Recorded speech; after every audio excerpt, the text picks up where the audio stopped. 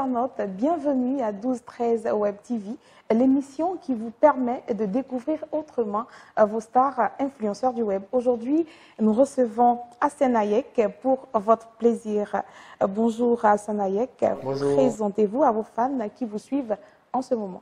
Je suis Hassan Hayek, bénévole de premier secours, président du groupe bénévole de premier secours qui comporte 250 000 bénévoles. Nous œuvrons dans le social. Je suis marié, j'ai un enfant. Merci bien. Et nous passons à notre première rubrique, Anonymat.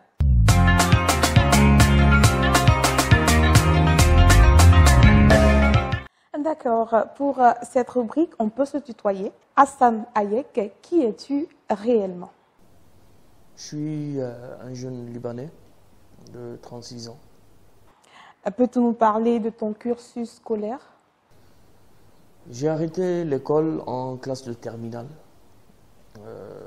J'ai fait mon école à l'ILE de Treichville. D'accord. Dans la balance mauvais bon élève, on place Hassan Hayek où?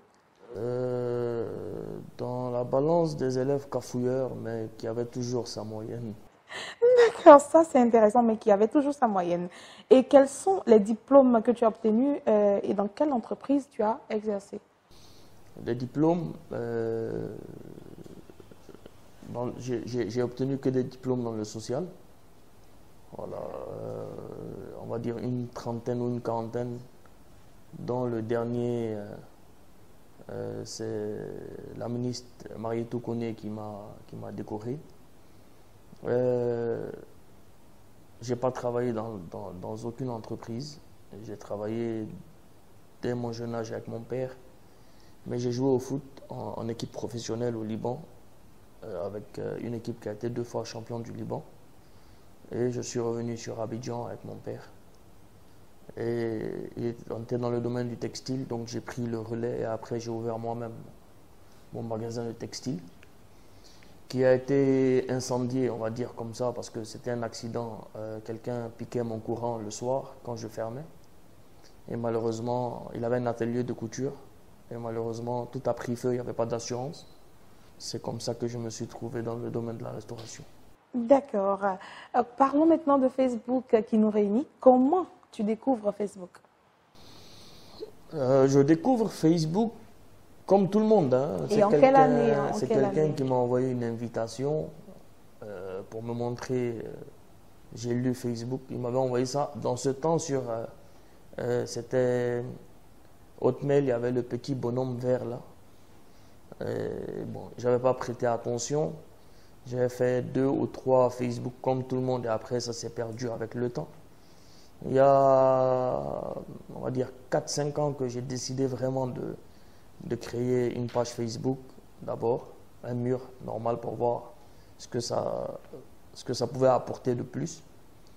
Et Dieu merci, aujourd'hui, on essaye de tirer le positif de Facebook, de sensibiliser sur Facebook parce qu'il faut savoir que c'est le premier organe de communication dans le monde. D'accord. Et quand tu te connectais, quels étaient tes centres d'intérêt quand tu ouvrais Facebook avec le petit bonhomme vert? Le centre d'intérêt était d'attacher les gens et puis me moquer et puis voir comment les choses fonctionnaient parce que c'était un nouveau produit, je ne savais pas c'était quoi. Et je ne maîtrisais pas. Jusqu'à maintenant, je ne maîtrise pas grande chose de Facebook, à part faire un post et puis faire des lives souvent comme ça. Mais je ne maîtrise pas tout. C'est dernièrement, même il n'y a même pas 2 mois que je suis rentré un peu en profondeur et puis j'ai changé quelques paramètres dont j'ai découvert l'existence depuis que j'utilise Facebook. D'accord. Quand tu as su, bien sûr, Hassan, que les internautes s'intéressaient à tes publications, quels sont les sentiments qui s'en sont suivis? Si vous voulez, on ne va pas dire qu'il y a un sentiment. On va dire qu'on est en train d'essayer d'influencer dans une période difficile sur la bonne chose. C'est-à-dire aujourd'hui, il faut que les gens comprennent, parce que partout, ça se fait dans le monde où les gens profitent de la notoriété de Facebook, parce que c'est un moyen de communication gratuit pour faire passer des bons messages. Donc nous, on s'est dit pourquoi pas le faire ici et pourquoi pas sensibiliser, mais toujours de manière apolitique, Parce qu'on voit aujourd'hui la toile.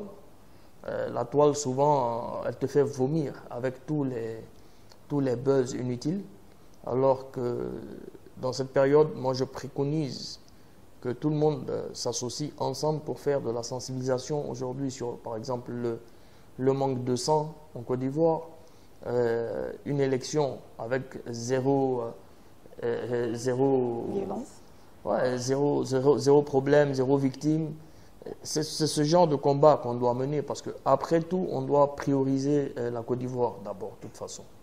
Celui qui veut faire un combat et il se dit amoureux de la Côte d'Ivoire, il doit le faire dans une paix et dans un amour sans reproche. Merci pour cette présentation. Nous passons à la deuxième rubrique, Stars du Web.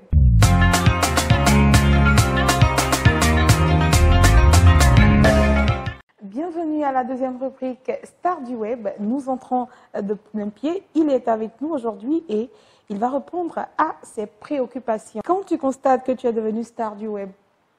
Ça c'est vous le dites. Hein. Moi, je suis une personne lambda comme tout le monde. Star du Web, c'est trop dire. C'est ce que j'ai dit auparavant. Quand on fait des posts qui sensibilisent, qui touchent, qui encouragent, ou qu'on sait, on va dire, manier Facebook ou les followers pour une bonne cause, je pense qu'on devient, sans le vouloir, un peu connu sur les réseaux sociaux. Et on essaye de faire profiter les autres comme ça. Mais star du web, c'est trop dire. D'accord. Comment tes proches vivent ta nouvelle vie de star en griffe? Ça va. J'ai une épouse qui est compréhensible dans beaucoup de choses parce que nous, on est le groupe connecté 24 heures sur 24 pour répondre aux urgences. Des fois, au milieu de la nuit, je suis obligé de quitter la maison pour aller sur les cas.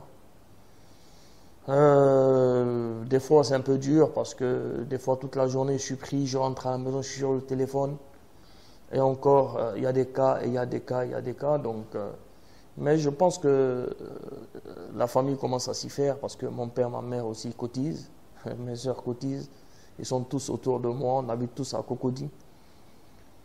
Il y a des hauts et il y a des bas avec les parents, surtout dans cette période de Covid. Quand tu vas sur le terrain, on dit non, fais attention, non, arrête, non, fais. Donc on essaye un peu de les rassurer et de faire avec, comme on va dire. Parce que si chacun de nous va avoir peur et rester à la maison, on va laisser le virus ou on va dire la bactérie gagner la bataille. Alors qu'il faut qu'on se batte contre lui.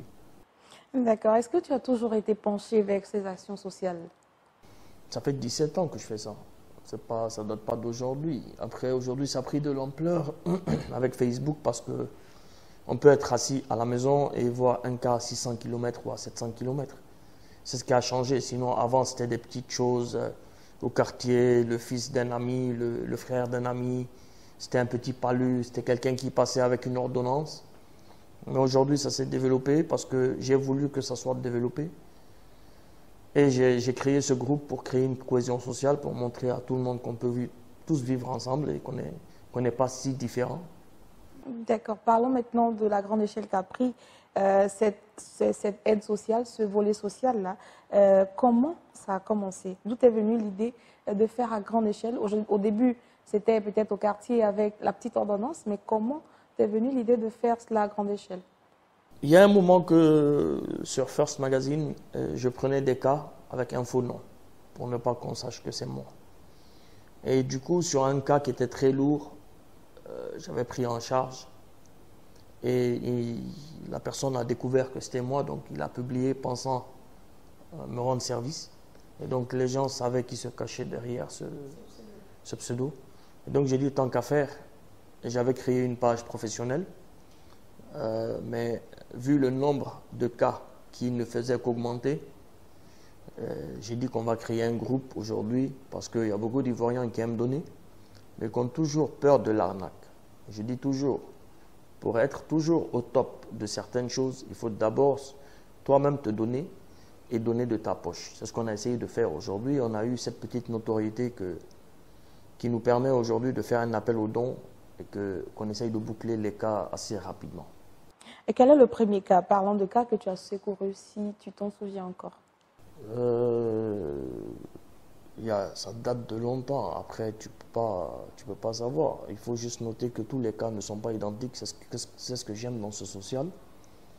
Il n'y a pas de monotonie, il n'y a pas de période, on va dire, identique. Chaque jour est un nouveau combat et chaque jour il y a des nouveaux cas et chaque jour il y a une nouvelle façon parce que il faut gérer la personne, il faut gérer le malade, il faut gérer l'aspect psychologique de la personne, il y a un gros, très très gros travail qui est fait derrière. D'accord, le sentiment, quand on a fini d'aider quelqu'un, quand on a fini, par exemple, de payer une ordonnance, quand on sait que quelqu'un a été sauvé par BPS, par Hassan Hayek, quel est le sentiment? Sauvé par Dieu. Nous, oui, sauvé par Dieu par le concours de BPS et Hassan Hayek.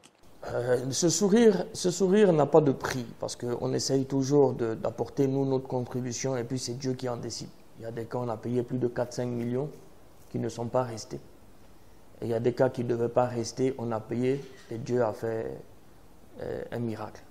Donc le sourire que tu as après en contrepartie, ça te fait oublier toute l'énergie dépensée. D'accord. Est-ce qu'à un moment on a en voulu à Dieu?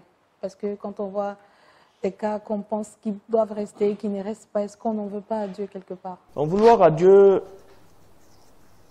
je ne pense pas que ça traverse l'esprit. Tu peux te poser certaines questions pour dire, mais pourquoi Dieu permet que ce monde arrive à ce point, ou pourquoi Dieu a permis ce virus, ou pourquoi Dieu a permis ça. Mais il faut savoir que la mort est un droit sur tout être humain. D'accord? Et nous tous, on va mourir, mais personne ne sait de quelle manière. Parce que si tu savais de quelle manière, il y a beaucoup de choses que tu aurais évitées peut-être. Mais il faut savoir aujourd'hui qu'une personne qui est morte par cette maladie, même si elle n'était pas malade, c'est son jour qui est arrivé, elle devait mourir d'autre chose. Après, nous tous, on va mourir. Personne ne sait comment. Quelqu'un peut mourir. Bon, on a vu perdre son âme Arafat DJ, qui est mort, qui avait fait 1000 accidents de voiture, 1000 accidents de moto, mais Dieu a décidé que ce soit sur cette moto, ce jour, pour qu'il meure. Donc, c'est des choses, c'est des règles de la vie. Tout ce que nous, on peut faire, c'est de pouvoir se sécuriser par rapport à certaines choses. Mais ta mort, c'est ta mort. Tu ne sais pas comment elle va arriver. Et malheureusement, c'est le lieu de sensibiliser aussi nos parents qui sont dans les villages, qui ne pensent pas aux maladies, qui ne croient même pas aux maladies. Ils pensent que c'est des sorts.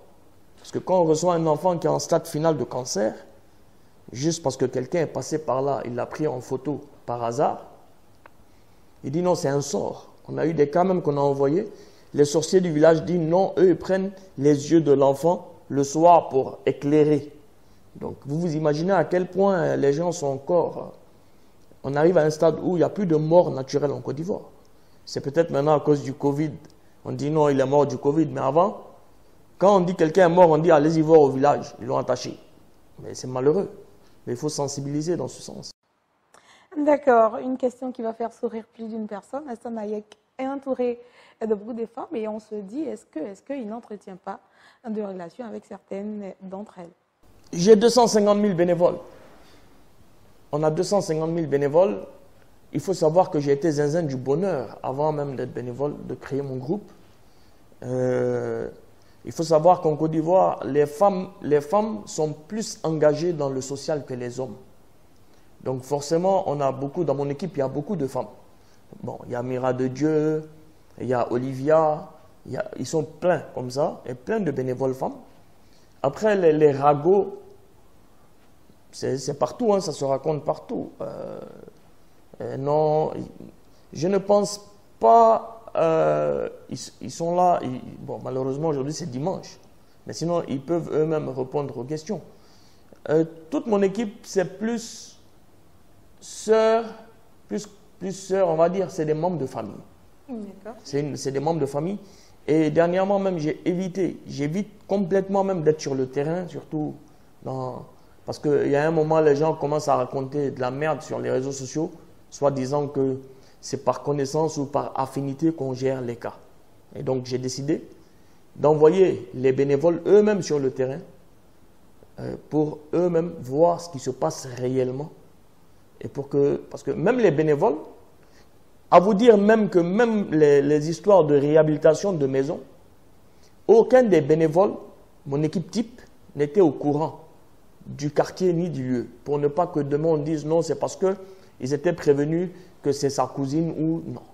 Nous, le cas arrive en inbox. Dès qu'il est devant moi, je le valide. Je vous jure que 99, on va dire ça comme ça, 99% des cas, je ne connais même pas leur nom pour dire leur ethnie ou qu'est-ce qu'ils font dans la vie. Je ne connais même pas leur nom. Il y a des fois des amis filles ou des amis garçons qui me disent, qui m'écrivent en inbox pour me dire « Hassan, on vient de faire un post pour un cas, si tu peux le valider. » Mais parce que on passe la journée sur ce groupe à dire aux gens d'arrêter de publier des choses inutiles comme les vidéos des pasteurs, les vidéos des imams, les portefeuilles magiques, les ventes de lingerie. Tu te retrouves avec 15 ou 20 000 posts dans le inbox et tu as du boulot. Donc, quand tu te connectes pour voir vraiment qu'est-ce qui se passe, les 10 ou les 15 ou les 100 premiers posts, tu vois que c'est pasteur, imam. Donc, qu'est-ce que tu fais? Tu sors et tu attends la prochaine publication. Et la prochaine publication qui vient, que j'arrive à gérer, je valide. Il y a beaucoup qui se plaignent, mais tu peux pas. Il faut savoir qu'on n'est pas subventionné aussi. D'accord. On va toujours parler de ce même volet, mais est-ce que les sœurs des malades aussi, on n'entretient pas, ça se dit aussi sur la toile, au-delà de l'équipe où il y a les femmes, on se dit les sœurs des malades, elles aussi, elles entretiennent des relations avec Hassan pour peut-être dire merci, pour peut-être. Je n'ai jamais vu un accompagnateur de malade, personnellement, sauf quand il y a un décès. Quand il y a un décès, ils viennent ici, chez moi, en bas au restaurant, et parce que quand on reçoit de l'argent au nom d'une personne, quand on finit de payer et qu'il reste l'argent, quand il y a un décès, ils veulent envoyer l'enfant au village, ou nous, de la manière dont on veut les dire Yako, on les donne une somme d'argent pour essayer d'ouvrir un petit travail avec ou quelque chose. C'est la seule fois où je vois ceux qui accompagnent les malades. Et puis la plupart des accompagnateurs viennent du village, eux tous c'est des villageois qui viennent. Donc, sincèrement dit, c'est même pas ni homme ni femme, hein, parce que les accompagnateurs, je les vois même pas. Et depuis un certain moment, j'ai bloqué l'accès à moi. D'accord. Et les informations transitent par le chef, par exemple, de Yopougon qui est Ben, ou par le chef de Koumassi qui est Pape Diop, ou de la Riviera Angri qui est Mira, ou de Cocody qui est Kalen, ou chaque zone a maintenant son chef. Même quand j'ai établi le contact avec Amadou, j'ai dit tu donnes le relais au chef du truc, c'est lui qui me fait le retour, pour ne pas avoir de contact avec qui que ce soit. D'accord. Hassan, tu fais du social, mais tout le monde t'adule. Et il paraîtrait que Hassan ne paye pas ses employés. Ça, c'est la première fois que je l'entends. Ouais. Vous êtes déjà à Abidjan Mall, mon travail est juste en bas. Je vous invite à descendre demander vous-même les employés qui sont là. Après, il faut savoir faire la différence entre deux choses. Il faut savoir faire la différence quand tu envoies un employé qui a un cas social de la toile, que tu formes, que tu payes, et qu'il te vole, et que tu le renvoies, lui, il peut raconter toute sa vie, mais il ne peut jamais te le raconter en face comme ça. Mais les employés sont en bas. 90% de mes employés sont des personnes qui m'ont écrit dans des inbox, que moi-même j'ai géré des membres de leur famille. D'accord? J'ai soigné, et ils m'ont écrit et j'ai vu qu'ils... Mais il y a des gens qui ne sont pas dans la vie, qui ne sont pas ambitieux. Parce que quand tu prends un petit, que tu soignes toi-même sa maman, qui a un cancer, et que tu l'envoies ici pour travailler, tu le formes à un métier, tu lui donnes un salaire, il a ses pourboires qui dépassent même son salaire souvent. et que le petit, il s'oublie. Ce n'est pas seulement dans les cas de vol, dans les réseaux qui créent de vol ici, mais il s'oublie. Il commence à aller s'asseoir dans les maquis, dans les boîtes de nuit, en train de se filmer, en train d'acheter des bouteilles.